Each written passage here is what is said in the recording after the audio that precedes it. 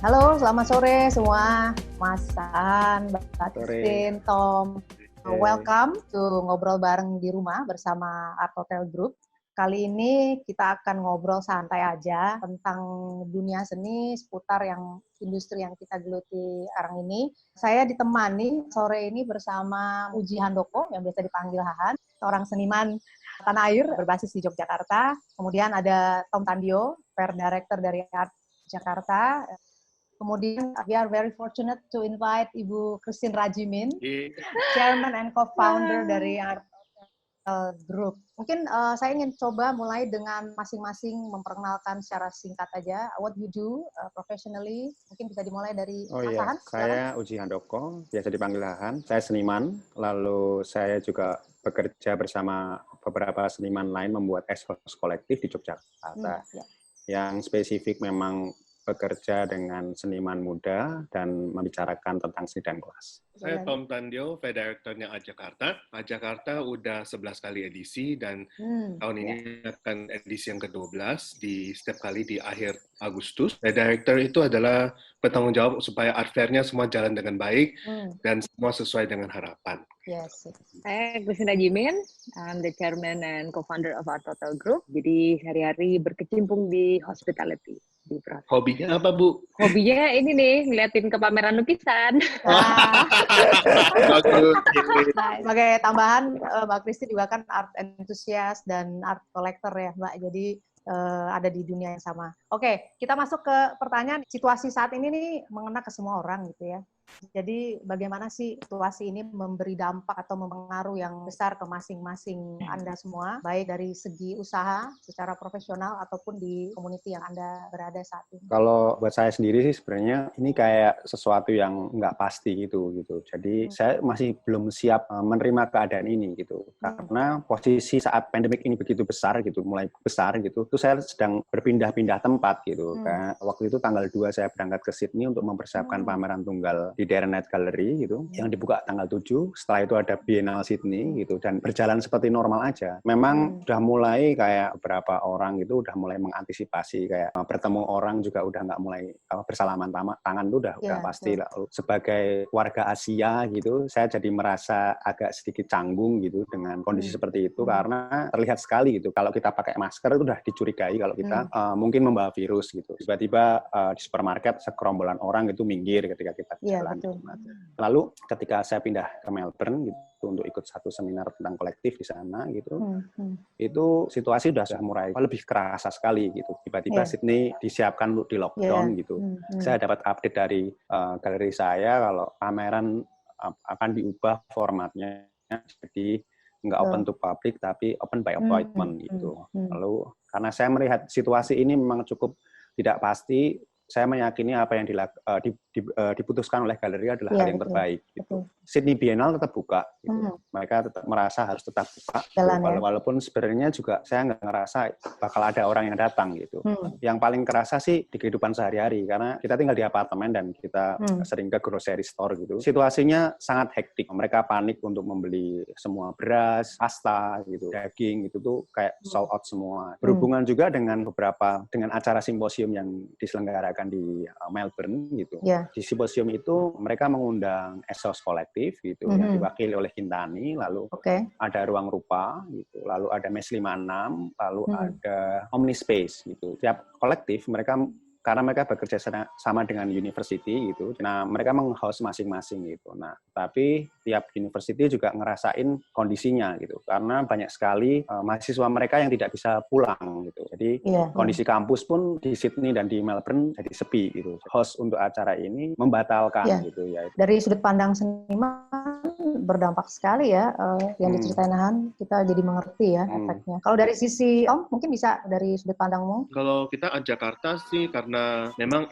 event ya. Jadi event ini kan tahun lalu kan kita mendatangin 40.000 ya. Jadi dan tahun ini juga berharap juga 40.000. Nah, perkumpulan orang ini kan sekarang kan bermasalah dengan COVID situation. Apakah secara event organizer masih bisa kumpul orang-orang ini kan? Dan juga nggak ngerti COVID ini bisa sampai bulan apa. Ya, betul. Jadi karena hal itu, jadi kita itu usaha on full force jalanin, tetap sesuai plan.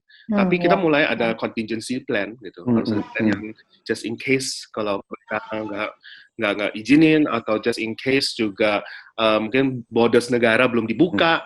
Itu kan artinya tamu kolektor dari luar negeri nggak bisa datang gitu. Nah, jadi banyak contingency plan deh. Dan saking banyak plannya sampai kadang-kadang bingung sendiri. Ada dulu kan ABC plan-nya, terus itu A3 gitu. Sampai Z ya. Sampai Z, gila. Benar-benar kayak kali ini.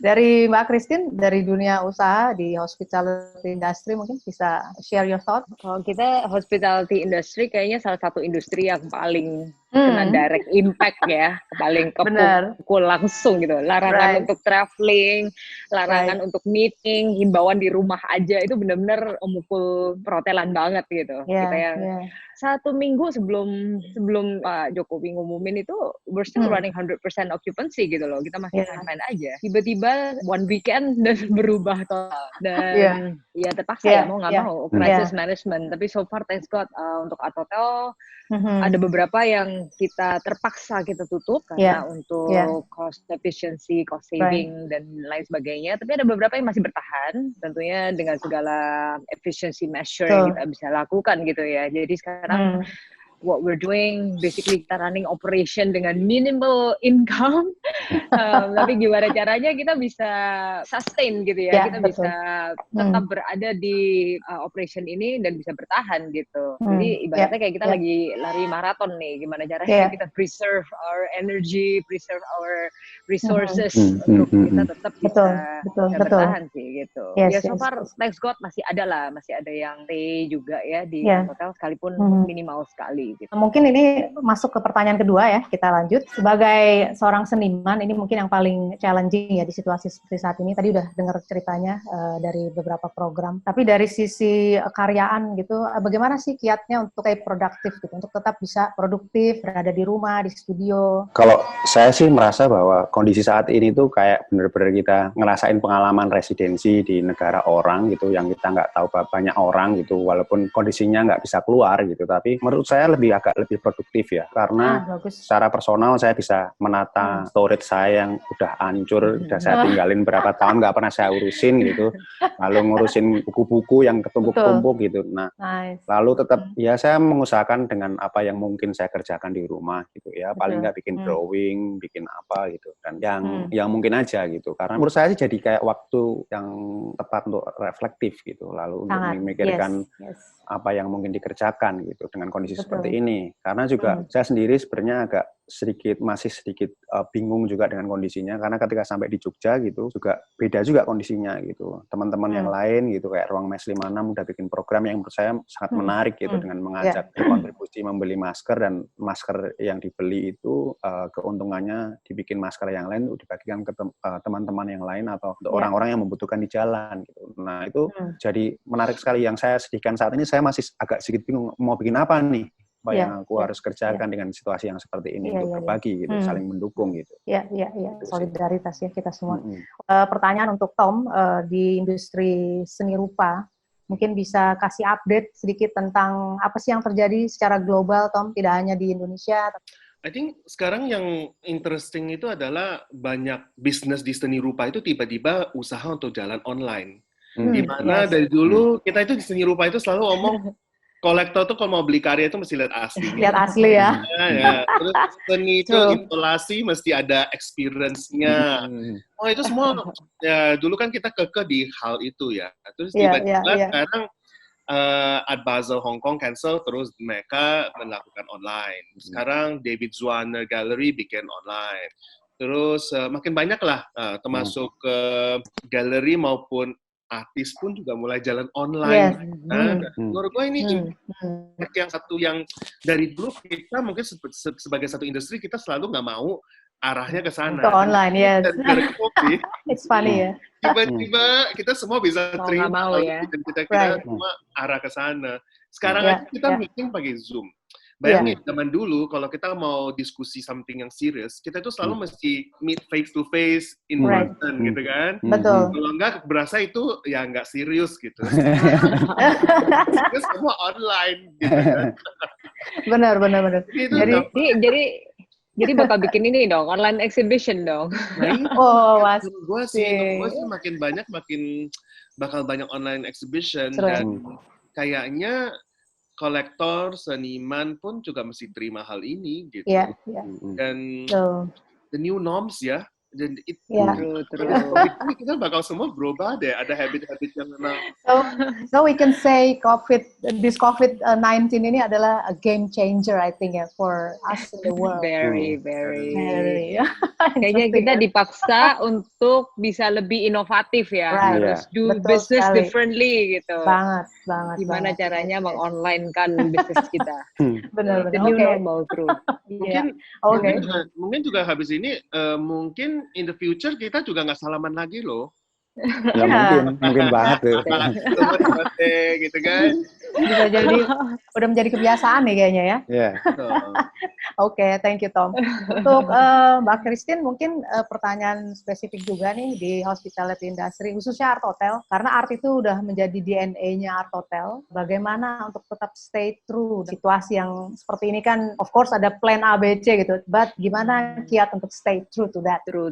Kalau untuk dari sisi artnya ya ini seperti yang dibilang tadi ya, kita jadi harus lebih inovatif gimana caranya kita bisa bawa exhibition yang tadinya di venue-venue kita bawa online. Ini salah satunya ya, kita ada play home, stay home gitu, online discussion, kalau memungkinkan juga mungkin online workshop dengan senimannya. Jadi apa yang biasa kita lakukan di art space kita, itu kita bawa online. Sekarang jadinya online platform. In a way, karena Art Hotel ini tersebar ya di beberapa kota gitu, dan kalau eventnya di Jakarta, most likely yang datang ya orang-orang Jakarta. Event di Jogja, most likely komunitas dari Jogja yang datang. Tapi sekarang dengan adanya online ini, bisa di mana aja gitu ya. Tadi di Jakarta bisa ngikutin eventnya Art Hotel Jogja, dan vice versa gitu loh. So I think it opens up a new medium juga ya buat kita ya. Kita mungkin bisa di Art Hotel bisa lebih kreatif, bisa menjangkau lebih banyak gitu harusnya. Benar sekali, digital platform ya untuk semua orang nih saat ini. Betul sekali. Nih kalau gitu Tin, kalau Art Hotel bikin opening pameran kan ada after party-nya tuh. Nah, sebelumnya itu Art Hotel kirim dulu ke semua kolektor minumannya. Jadi pas di package gitu ya. Semoga ini direkam dan ntar bisa didengerin sama operation. Iya loh. Tapi kolektornya bayar. It's a new business. For now, karena semua orang kalau hotel ya menginap nggak mungkin di online ini ya. Tapi F&B business at hotel, akhirnya kita jadi delivery service and it's doing pretty good, I heard. Oh, bagus. Iya. Banyak business opportunity ya jadinya ya. Oke. Hotel nggak bisa online ya. Susah ya. Kita ke pertanyaan terakhir. Apa sih future plan Anda masing-masing, tentu di masing-masing lini usaha dan community? Kalau saya sih saat ini masih belum punya rencana yang pasti gitu, tapi yang pasti sih mengerjakan sesuatu yang masih mungkin dikerjakan gitu. Dengan apa yang ada yang kemungkinan yang ada ya online itu salah satunya gitu. Tapi kedepannya aku yakin akan berubah banget gitu. Bagaimana orang berinteraksi pun akan jadi berubah gitu dengan kondisi semacam ini gitu. Nah, rencananya sih akan ngikutin aja. Apa yang mungkin saya kerjakan di depan dengan kondisi dan kemungkinan yang ada, ya itu yang akan saya kerjakan. Iya. Kalau dengan teman-teman di S-House sendiri? Ya, kita beberapa program akhirnya di-postpone gitu. Karena ada beberapa program yang memang mengharuskan untuk datang gitu. Jadi ada program yang kita rencanakan kayak Trimasketer gitu, program mentorship itu yang harus datang gitu. Selama 3 bulan. Nah, itu mungkin formatnya akan dibicarakan ulang lagi bagaimana mengerjakan presidensi tetapi secara online. Mungkin salah satu yang bisa diusahakan saat ini. Seniman itu ada bikin karya-karya tentang COVID nggak sih? Maksudnya kan ini memang di zaman kita dan terakhir itu kan di 1918. Ada nggak sih dengar dari seniman siapa gitu mau bikin karya apa gitu? Aku baru mulai sih. Mereka mau bikin satu buku yang dicetak oleh Asia Art Center gitu. Buku itu tentang spesifik program namanya IDRF, Indonesia Drama Reading Festival gitu. Mereka akan mencetak 6 skrip yang akan dibukukan gitu. Nah, lalu dia minta secara spesifik sama saya gitu. Pakai karya lama atau apalah gitu. Cocok nih. Nah, judul bukunya State of Crisis gitu. Lalu bikin bagus kok kelihatannya enggak deh. Karena aku lagi pengen bikin ini nih. Ini pas banget. Oh ya udah bikin aja ya udah. Saya mulai bikin gitu. Tapi masih bentuknya masih lukisan ilustrasi. Mungkin bisa lebih jauhnya untuk melihat kondisi seperti ini kan lebih spesifik yang mungkin bisa memang enggak sekedar bagi benda pajang tapi benda yang bisa membantu atau dimanfaatkan bersama. Tapi mungkin tetaplah sebagai seniman mesti mereka punya salah satu rangsangannya kan dengan kondisi sosial dan lingkungan. Pasti mereka ada yang bikin. Dari Tom, mungkin setelah situasi normal apa future plan untuk yourself and Art Jakarta mungkin? Jakarta sih kita ya sesuai lah ya. We will try to do for the future tetap art fair gitu ya. Memang apakah art fair itu bisa menjadikan online itu juga satu hal yang masih belum dipikirkan juga. Memang art fair itu ada sesuatu adrenalin di mana berkumpul 40.000 orang dan semua yang enthusiast gitu ya, dan rame-rame kita kumpul dan rame-rame bikin event, bikin apa gitu. So that kind of excitement itu memang nggak bisa dibawa online menurut saya. Berbeda ya. Berbeda ya. Berbeda. Mungkin sih semoga Jakarta akan ada sedikit involved di online, tapi akan tetap jalan seperti biasa sih. Terus kalau omong tentang future, sebenarnya yang aku prediksi di dunia ini, especially di Asia, art fair yang kecil-kecil tuh bakal susah berlanjut. Art fair besar saja. Dan untuk Jakarta itu penting banget untuk Indonesia dan penting untuk Asia Tenggara karena ini sementara ini kita yang mewakili Southeast Asia lah ya, karena pasar dan jumlahnya audiens juga paling bagus gitu. Jadi semoga kita bisa survive dan bisa mewakili Southeast Asia lah gitu. Mbak Christine mungkin? Kalau kita sih ya setelah ini semua berakhir, larangan traveling dibuka ya, hopefully orang langsung traveling lagi gitu ya. Full speed ya. Jadi sekarang nih mungkin saatnya kita berbenah, kita untuk hotel-hotel yang okupansi rendah ya deep cleaning dan tingkat hygiene semua itu naik gitu sekarang ya. Jadi kita benar-benar setting up the standard quite high and we cannot wait until the situation back to normal. Jadi ya business as normal, dan saya terus terang saya looking forward to traveling again dan looking forward to Art Jakarta. Christine mau tanya dong, habis COVID selesai mau buka berapa cabang lagi sih? Nah, kalau itu udah ada di pipeline. Berapa di pipeline? Kapan ya? Udah 15 in the pipeline by 2021. Harusnya udah 20 something. Wow. Right. Wow. Ya jadi kalau udah back kita bakal ada di Jogja lagi loh, Han. Again. Beach club actually. Nggak, bukan hotel, sorry. It's no beach club. No beach club. Oke, siap Mbak, saya siap. Han siap-siap murah-murah buat. Aku nanti event organizer lagi ditunggu. Ditunggu. Soalnya Jogja tuh penting banget tuh buat center kita. Oke, jadi kalau udah back to normal tentu Art Hotel udah mulai lanjut lagi proyek-proyek yang baru ya. Jadi sementara kita beralih ke digital, tapi kalau udah back to normal kita akan kembali ke event-event kita. Ya mungkin ada sesuatu yang berubah juga, mungkin digitalnya bisa diterusin atau gimana untuk cast a wider net tadi ya. Mungkin juga bisa mau bisnis loh ya Christine, because kalau bisnis sudah jalan seperti biasa, kan hotel operasi biasa, tapi yang biasa online juga berjalan kan itu ekstra bisnis kan. Iya, benar. Ada positifnya dari situ. Iya, betul banget. Oke. Kalau Bu Windy gimana? Habis kan tanya-tanya kita itu nggak jawab tuh. Bilang dong Bu. Waduh, apa ya? Direkturnya Art Hotel nih, kira-kira apa yang terjadi setelah COVID selesai nih? Karena programnya on hold semua. On hold, exactly, betul. Kita tentu akan lanjut dengan program yang udah dalam timeline sampai ke 1 tahun ini ya, sebetulnya kita udah plan. Tapi satu yang blessing adalah ya tadi, digital platform kita akhirnya bisa kita bawa terus, dan itu menjadi satu program baru dari Art Hotel Group ya. Jadi banyak banget konten yang bisa kita create dari situ. Ini aja sekarang kita lakukan konten-konten seperti ini, live talk, workshop dan lain-lain. Bahkan tidak hanya untuk art, tapi dari sisi F&B, dari sisi macam-macam lah. Art Hotel punya beberapa kategori itu ya. Jalan terus sih. Basically itu. Jadi kita tetap semangat dengan kondisi seperti ini, stay positive, kasih good vibe, positive vibe ke semua teman-teman di community, di industri. I think itu 3 pertanyaan yang sudah dijawab oleh masing-masing Anda semua. It's been nice chat and discussion today. Jadi ada yang mau menambahkan mungkin dari masing-masing sebelum kita tutup? Sebelum kita closing? Kado dari Art Hotel apa ya? Tunggu kita boleh ketemu lagi ya. Kangen double chip nih. Kangen banget ya, gila. Oke, baik. Terima kasih untuk waktunya. Thank you. Thanks for watching and tetap di rumah aja. Terima kasih. Bye. Thank you.